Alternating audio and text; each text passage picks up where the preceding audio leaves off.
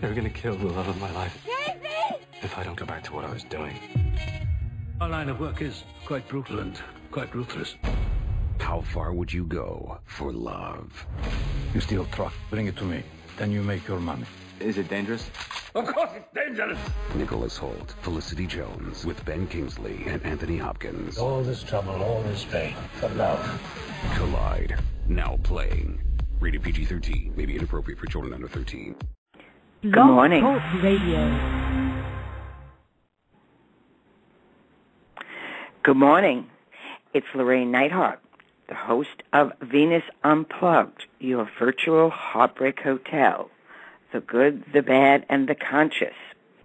I'm Llorraine Neithardt. I'm a psychic in New York City for the last 3 decades. And so my work is both the esoteric and the work of Carl Jung, inspired by that, and psyche and soul, all things soul. So that's what this show is about, all things that have to do with Venus as she is entering the culture with full force and how she's operating in our life. And of course, one of the ways or what we associate with a Heartbreak Hotel is exactly that. The heart is breaking. What's going on? So the next couple of weeks, like 6, okay, there's going to be a lot of heartbreak or heart awakening. We're being broken open. Now, whether it's a relationship that ends or passes over or whatever it is, there's a lot of endings happening. And we need the tools to understand what goes on. So today is going to be about good and evil, because I'm often asked, well, is that good or is that bad? And it's just, actually, it's the opposite. So if we could breathe and understand that one leads to another, good leads to evil, evil leads to good. Now, remember, evil is live spelled backwards. So remember that, and you'll just go, oh, okay, I'm experiencing the opposite right now. So I thought I would start with this exquisite poem by Derek Walcott.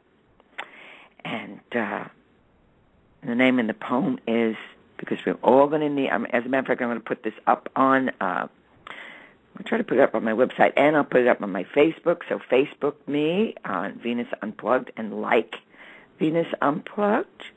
And you can go to my website, LorraineNeithardt.com.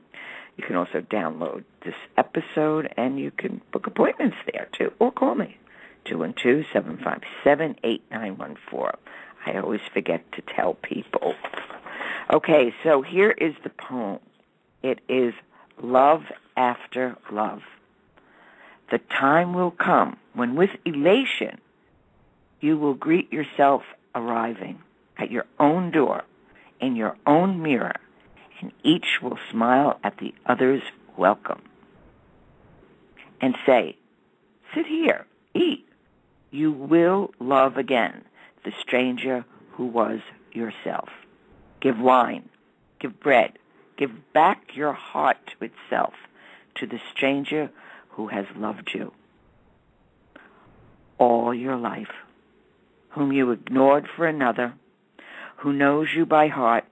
Take down the love letters from the bookshelf, the photographs, the desperate notes. Peel your own image from the mirror. Sit, feast on your life. Derek Walcott. So this is a man who obviously knows the difference and can struggle between these opposites that go on, because that's what a creative person does, and that's what any one of us does. That's what resolution is. Finally, we come to terms with the opposites that are warring with us because we believe one is good and one is evil. And if we could learn a mature consciousness, mature spirituality, or mature wholeness, even sometimes when people want to be spiritual, but they deny the human, and that causes a lot of problems. So we need it all. So here's this magnificent poem which many of us are going to be feeling this on some level. And it may even be a memory of a lost love or an unrequited love or something that has taken place that we never dealt with. That's coming up over the next 6 weeks too. So we're in the trenches. We are in the swamplands of the soul, and there's great beauty in that, terrifying beauty actually, but great wisdom. We have to pay the price, and the price is the suffering. Not in a Judeo-Christian way that we were supposed to suffer, but we suffer our ignorance. We suffer our not knowing. And we learn to ask the question, what is this? Because he tells you right here, you will love again the stranger who was yourself. Give back your heart to itself, to the stranger who has loved you. I mean, can you imagine that? So certainly, in the most obvious way, I would just, whenever you get out of bed, okay, so you're going to say, I'm standing on sacred ground. This earth is sacred, and you need to remember it. And then go to the mirror, whether you're in a state of delight or sorrow, doesn't matter. Crawl to the mirror if you have to, and say, claim it, state it. You will love again the stranger who was yourself. Give back your heart to itself, to the stranger who has loved you all your life, whom you ignored for another, who knows you by heart. That is a powerful, powerful image. And if we just did that or we did that in active imagination, and active imagination is exactly what it sounds like. We are conscious. It's not unconscious imagination, which we're constantly in a state of fantasy, but we don't know it. And we never know that we're in a state of fantasy until we get disappointed. Then you realize, holy moly, I had all these fantasies. Let's say you make plans with some friends and you go out and you think you're going to some place like fancy Nancy, fabulous. So you're all fabulous, and your friends got some hiking stuff going on. It's like, wow. Or we go to talk to a beloved friend who really doesn't understand, who's clueless about our pain. We're devastated. Because we dreamed them up. We imagined. We had an unconscious fantasy. That person, and only that person, would understand me. It never dawns on us. Maybe that person is having a really hard day. Or just can't be there for whatever the reason. Or honestly doesn't understand. They haven't had the experience, so they don't understand. And then we're furious at them. You've betrayed me. You've hurt me. It's like, well, it's a setup. Or when you finally say no to somebody you've always said yes to. Wow, that's a doozy. There's going to be a lot of that, too. Where suddenly you're just going to go no. I'm not going to, tolerate your disrespect for time. Or I'm not going to tolerate, being left. Or whatever in the Bronx we used to call it flat leaving. And that was the worst. That was absolutely a mortal sin. When a friend would leave somebody flat, and that's what you would feel like. Plunk. Nothing. Everything went flat. And then they'd go off and play with somebody else, and you'd be devastated. We haven't grown that much. It's still an essential feeling. Okay. But we're not going to flat leave ourselves. That is the real mistake. It is one thing to suffer consciously our losses and to know that things have to come and things have to go. But when we torture ourselves and we turn on ourselves because another has made a choice to disengage, we go for the attack. No.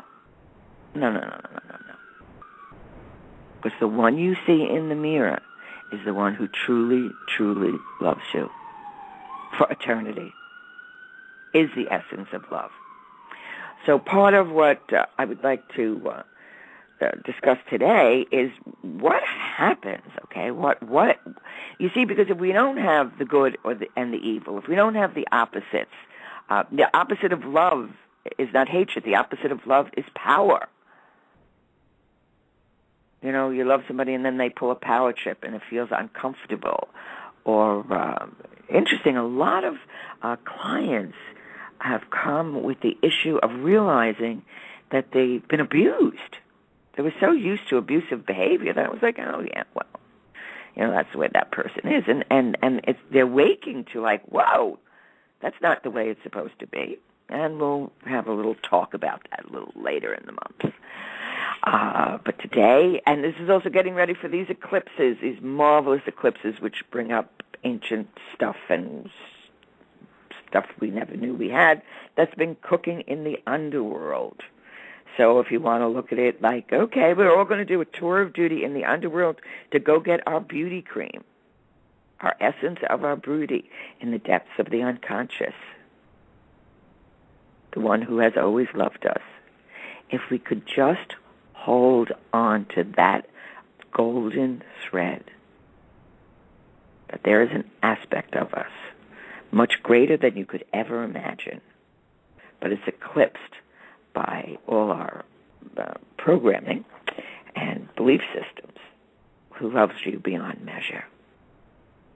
And there's actually one beyond that, the divine. It's as if it's a two-faced mirror within that love. We look into the mirror and we see ourselves, okay, and we learn, or we at least attempt to bring that love to us. But also the divine, and behind that love is a mirror to the divine, and the divine is mirroring it. So that's what's going on inside of us, if for those visual people, okay. And so one of the things I want to talk about is how do we creatively deal with these opposites? We make them conscious. We don't choose one over the other. That's what writers do. They become aware of the opposites within themselves. All right, and then let's say you're going to write a story, or write a fairy tale. Just let it come up from your imagination. You will automatically, if you let it free, you will automatically write in opposites. There's also a wonderful writing exercise that it's I remember, I don't remember. That's terrific. That came from Writing Down the Bones. Natalie Goldberg, she's a wonderful writing coach. Get her book, and she's very simple and beautiful and marvelous, and doesn't make it scary to write things. Okay, so if you want to write a story, okay, about this next couple of weeks' events or whatever that you might be going through. So in order to do this, you have to put yourself in the shoes of the other and see through the eyes of the other, and then write from the other. That's actually what active imagination is, all right? And by giving expression to the opposites, you achieve a high feeling that results from these opposites being close to one another without depending on anything outside of yourself to provide the feeling. So what happens when we don't like an opposite and it's a little too close for comfort? We project. It's unconscious, it's automatic, we don't even know that we're doing it. Unless we ask ourselves a vital question, is this a projection? And we'll get the right answer. Or we'll get the right resistance. But if we can creatively keep the opposites within our own orb, within our own hearts, within our own reality, we can then build a dialogue between these opposites, and from that, we can gain a kind of a self-sufficiency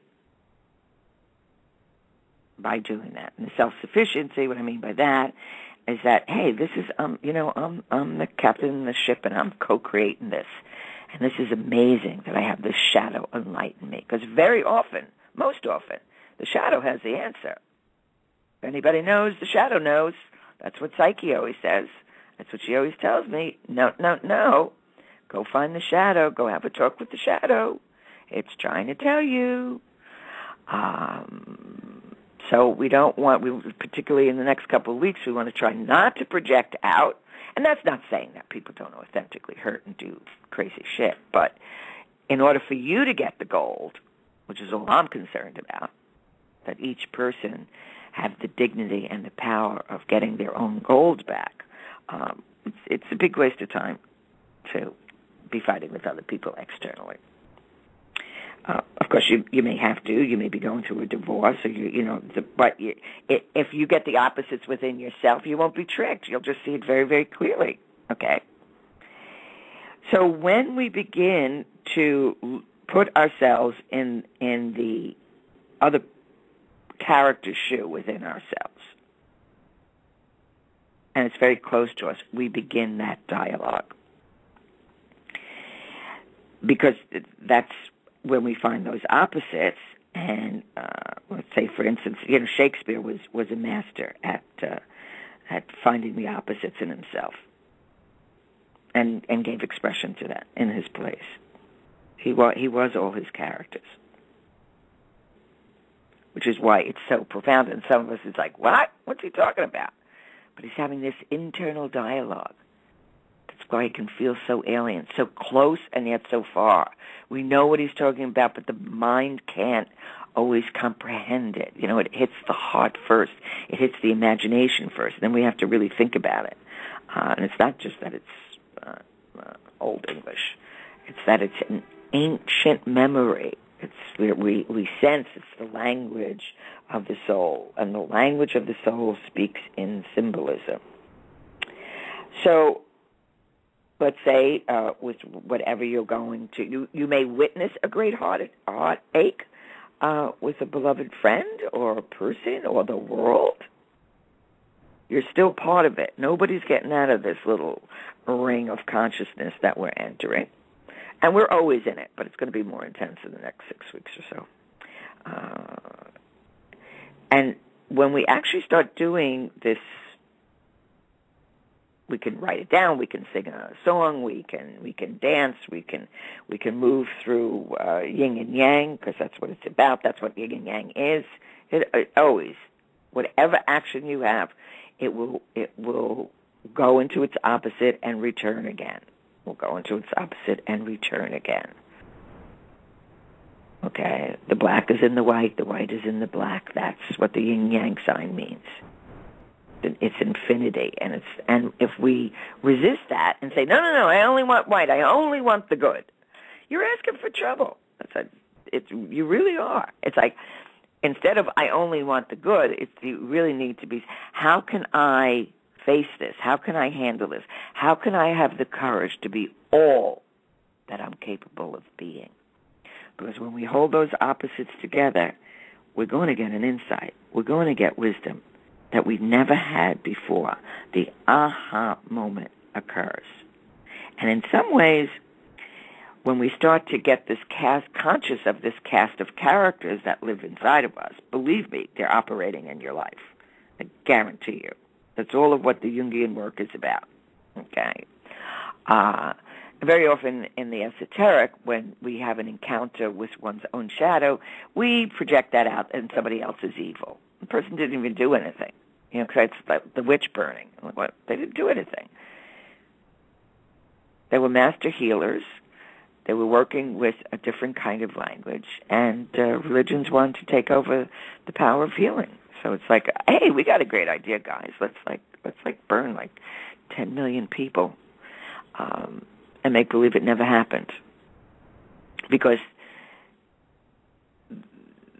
the powers that be, they couldn't deal with their own witch within. It's like which is which, kind of what's going on.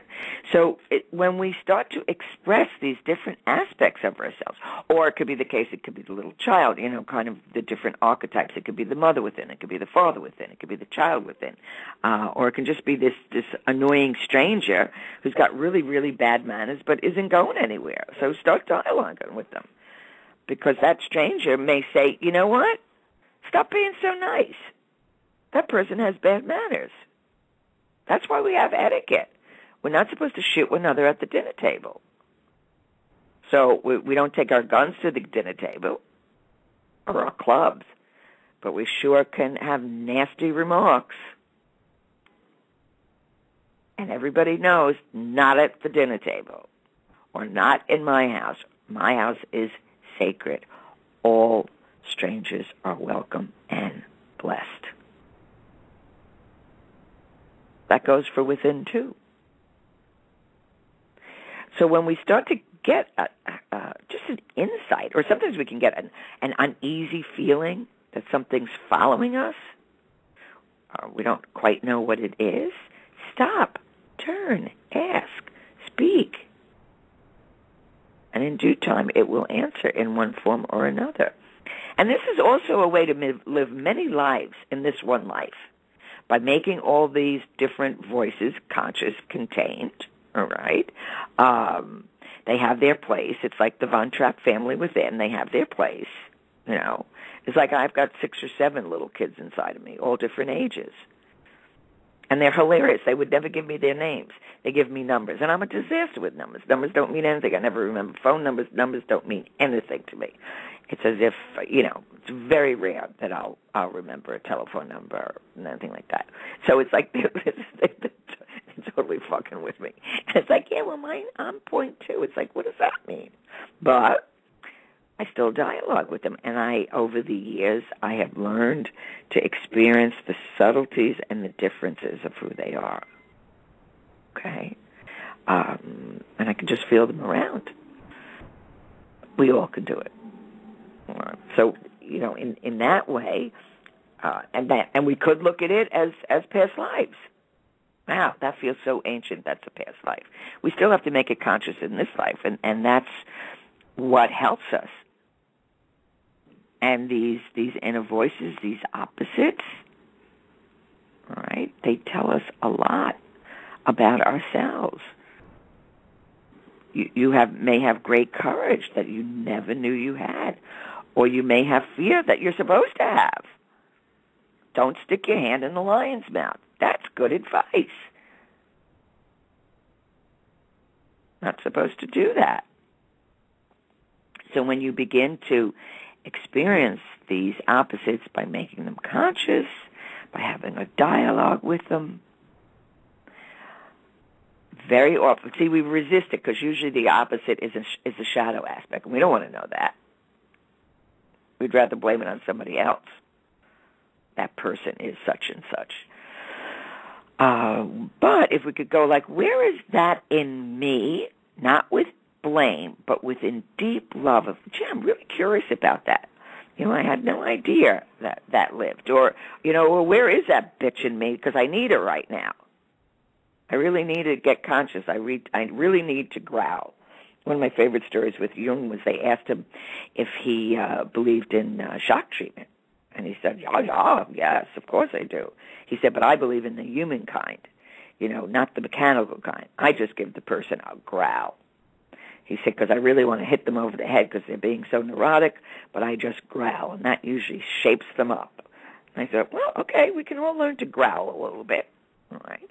Or even there, you know you have other voices in you when you open up your mouth and you go to say something completely opposite comes out. That's always interesting. They call it a Freudian slip. I call it a Jungian truth. So what happens in the opposite is there's psychic energies that flow between the negative pole and the positive pole. This is the work of Jung, okay? And the psychic energy has a flow between the two poles, and in order to be conscious and to know we're alive, we experience two opposites, negative and positive. But when they're in close proximity, which means we are aware of them, we have not projected them out in the world, the contrast between the two is what produces consciousness. The contrast of the two is what produces feeling and consciousness. And if life were a straight line of either positive or negative, we would be unconscious and there would be no life.